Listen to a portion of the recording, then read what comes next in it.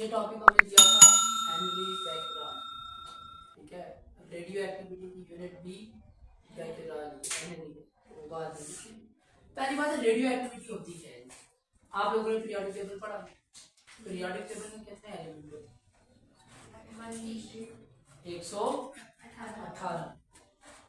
उस दिन हमने लाइट एलिमेंट और हैवी एलिमेंट का पढ़ा। लाइट वो होते हैं जिनके न्यूक्लियस में जो न्यूट्रॉन है वो प्रोटॉन के बराबर है, जबकि हैवी वो होते हैं जिनमें न्यूट्रॉन प्रोटॉन के मुकाबले में ज्यादा होते हैं। ये जो 118 एलिमेंट होते हैं ना, इनमें से कुछ एलिमेंट ऐसे होते हैं जो रेडियो एक्टिव होते हैं। क्या मतलब रेडियो एक्टिव? मतलब वो अपने अंदर से रेडिएशन को, एनर्जी को खुद बाहर निकाल देते हैं। तो ये स्पॉन्टेनियस का मतलब खुद का, अपने आप, यानी हमने ऐसा कुछ भी नहीं करना किया है रेडिएशन को बाहर निकाल, एक जगह रखते हैं, रेडिएशन खुद बाहर निकल जाएगी। ठीक है, तो भाई रेडियो एक्टिविटी कैसा प्रोसेस है? पहली बात स्पॉन्टेनियस प्रोसेस है।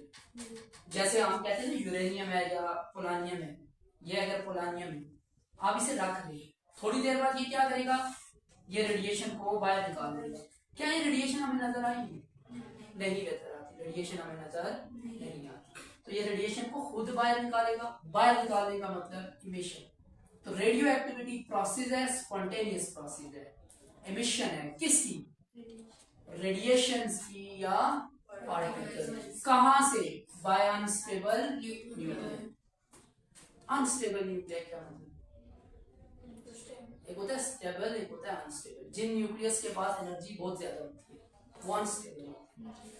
ये मैंने कहा ना, रेडिएशन बाहर निकाल देगा, यानी एनर्जी बाहर निकाल देगा। क्यों निकाल देगा? क्योंकि इसके न्यूक्लियस के पास एनर्जी ज्यादा, अनस्टेबल है। हर चीज स्टेबल होना चाहती है, तो स्टेबल होने के लिए वो क्या करेगा, एनर्जी को बाहर निकाल देगा। ठीक है, तो सिर्फ वही एलिमेंट रेडियो एक्टिव होते हैं जिनका न्यूक्लियस क्या हो, unstable. So spontaneous emission of radiation or particle by unstable nuclei of an atom is called radioactive। जो एलिमेंट रेडियो एक्टिविटी का प्रोसेस कर रहा है, यानी रेडिएशन को बाहर निकाल रहा है ना, जैसे ये तीनों है, यूरेनियम है, तो यूरेनियम को हम कहेंगे रेडियो एक्टिव एलिमेंट। ऐसा एलिमेंट जो रेडिएशन को इमिट करता है उसका नाम क्या होता है, रेडियो एक्टिव एलिमेंट। तो यही बात यहाँ भी लिखी हुई है, element which release radiation or particle called radioactive element। ठीक है, क्यों रिलीज करते हैं अभी मैंने आपको बताया, these element emit radiation due to unstable nucleus। ये तब तक रेडिएशन को इमिट करते रहेंगे जब तक इनका न्यूक्लियस स्टेबल ना हो। these element attain stability, तो ये स्टेबल हो जाएंगे बाय इमिटिंग रेडिएशन। वो रेडिएशन को निकाल के अपनी एनर्जी जाया करके खुद स्टेबल हो जाएंगे। ठीक है, अच्छा जी, पीरियोडिक टेबल में 118 एलिमेंट है।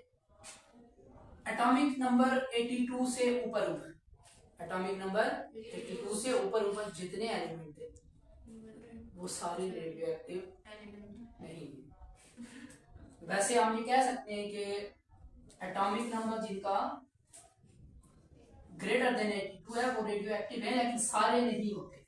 इसमें से कुछ ऐसे हैं जो रेडियो एक्टिव नहीं।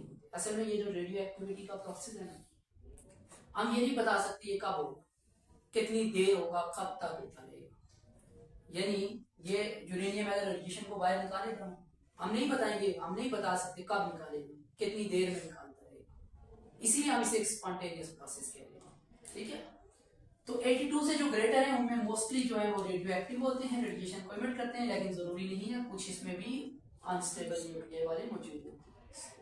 अच्छा, in periodic table every element with atomic number greater than 82 is a radioactive element। तो इसके एग्जांपल में पोलानियम है, रेडियम है, यूरेनियम है, प्लाटिन, कोई जो भी 82 से बड़ा नजर आए वो रेडियोएक्टिव कर रहा है। थोरियम भी रेडियोएक्टिव एलिमेंट है। ये जो एलिमेंट है ना पोलानियम, ये प्रोसेस पता कैसे चला कि ये रेडिएशन को इमिट करते हैं? ये जो हेनरी बैकराल था ना, ये कोई एक्सपेरिमेंट कर रहा था, इसने पोलानियम को एक बॉक्स में रख के दराज में रख दिया। ठीक है, दराज में एक फोटोग्राफिक प्लेट पड़ी हुई थी पहले से बाई चांस, जब उसने दराज खोला कुछ दिनों बाद तो उस प्लेट पर स्पॉट पड़े हुए थे। तो इसका मतलब कोई चीज टकराई है। तो उसने कहा कि इस एलिमेंट से कोई रेडिएशन इमिट होना है। ठीक है, ये जो पोलानियम है ये रेडियो एक्टिव एलिमेंट है। ये पता चलेगा कैसे पता चला, ये हमें बताया था मैरी क्यूरी और पेरी क्यूरी, ये दोनों हस्बैंड वाइफ थे। इन्होंने बताया था कि जो पोलानियम होता है ये रेडियो एक्टिव एलिमेंट है। ठीक है, तो जो औरत थी मैरी क्यूरी, उसकी जो ये जो रेडियो एक्टिविटी होती है ये बड़ा खतरनाक प्रोसेस होता है। ये ऐसा नहीं है यूरेनियम है ना तो आप भी उठा के देते ये यूरेनियम पकड़ लो आप, ऐसा नहीं होता। ये रेडियो एक्टिव एलिमेंट है, ये जिस्म के अंदर चली जाएगी, रेडिएशन कैंसर पैदा कर सकती है। तो इनके लिए बकायदा सेफ्टी एक सूट होता है, कभी आपने देखा होगा डॉक्टर्स ने पहना होता है, जैसे कोरोना में नहीं पहनते थे, इस तरह का है। क्यों होता है? क्योंकि ये जल्द में जाती है स्किन के अंदर, तो कैंसर करती है। वो जो औरत थी मैडम क्यूरी, उसको भी इन्हीं एलिमेंट की वजह से कैंसर हो गया, फिर वो क्या हो गई? मर गई जी, मर गई। अच्छा जी, तो ये तो पता चल गया जी रेडिएशन इमिट करते हैं, लेकिन किस तरह के रेडिएशन इमिट करते हैं ये बताना भी बाकी था। तो उसके लिए एक एक्सपेरिमेंट सेटअप किया गया। क्या एक्सपेरिमेंट था जी? सबसे पहले एक रेडियो एक्टिव एलिमेंट लिया गया जो कि साइंटिस्ट ने पोलानियम लिया। ये कुछ भी ले सकते थे, कोई भी radio active element, uranium, thorium, कुछ भी हो सकता है, लेकिन कौन सा लिया गया? पोलानियम। ऐसा नहीं है कि खुले में ऐसे छोड़ दिया बस। आपने देखा होगा कभी यहाँ ये जो एटॉमिक वगैरह रिसर्च लेबोरेटरी होती है ना, वहाँ एक बना होता है एडीयू का ढांचा सा बना होता है, आपकी बुक में लिखी होगा, तो वो दिखा रहे होते हैं या रेडिएशन ऐसे गिर रही होती है, एक बंदा भाग रहा है, तो कहते हैं जहाँ रेडिएशन हो रही हो तो वहां से दूर भाग जाए। ठीक है, जैसे जापान में आपने सुना था ना एटॉमिक बम गिरा था, तो ये नहीं था कि बस गिरा था और बस लोग मर गए, बल्कि उसके बाद भी जो पैदा हुए वहां वो अक्सर मौजूद थे, क्योंकि रेडिएशन अभी तक मौजूद थी। ठीक है, तो एटम बम जो है वो सिर्फ उस वक्त ही डैमेज नहीं करता, वो सालों तक डैमेज करता रहता है। तो ऐसा नहीं होगा कि इस पोलानियम को हम ऐसे ही छोड़ देंगे, बल्कि इसको एक सेफ्टी बॉक्स में रखा जाता है। ये जो बॉक्स है इसे कहते हैं, इसका नाम के लिए लिखा था लेड ब्लॉक। ठीक है, लेड सल्फाइड का बना हुआ ब्लॉक होता है, इसमें से रेडिएशन इमिट नहीं होती।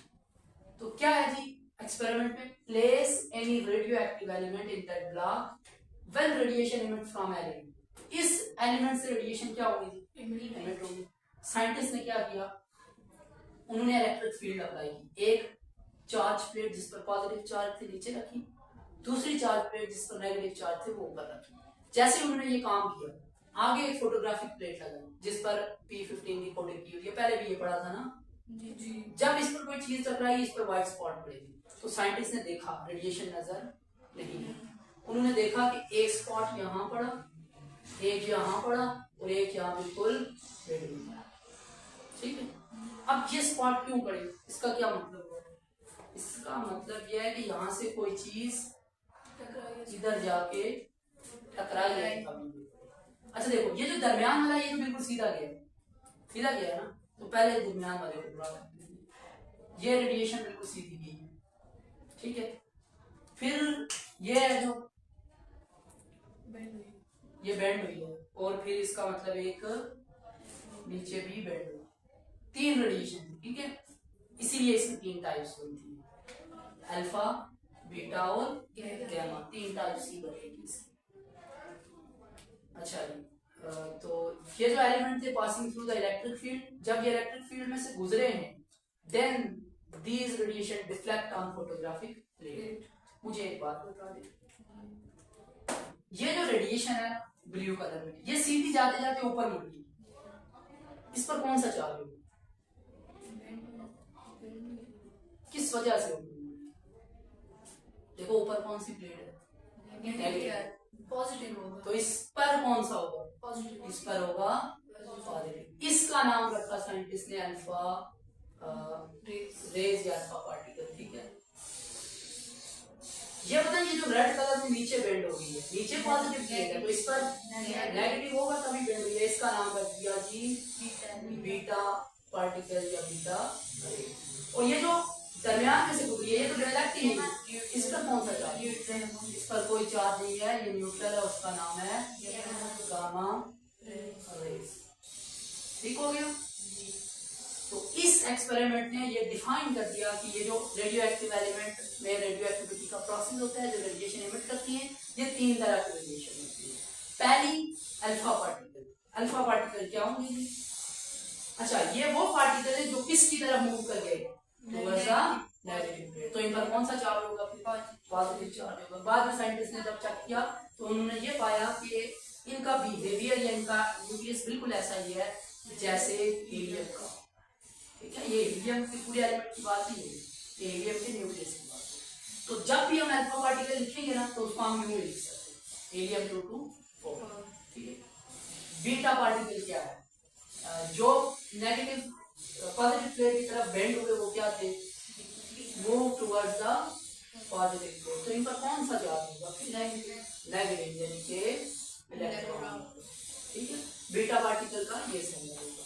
बीटा पार्टिकल बेसिकली दो तरह के हो सकते हैं, एक होता है पॉजिटिव और एक होता है नेगेटिव। और तीसरी जो मिड में ब्लैक कलर की लाइन है जो डिफ्लेक्ट हुई है, इसका नाम रखा गया rays that does not change its direction. इन पर कोई चार्ज नहीं, दीज आर न्यूट्रल। देखो, अभी हमने कहा कि रेडियो एक्टिविटी में 3 रेडिएशन इमिट होती है, अल्फा, बीटा और गामा। अब हम अल्फा को डिटेल में पढ़ेंगे, फिर बीटा को पढ़ेंगे और फिर गामा। इनमें ज्यादा मैथमेटिकल फॉर्म होंगी, वो आपने पहले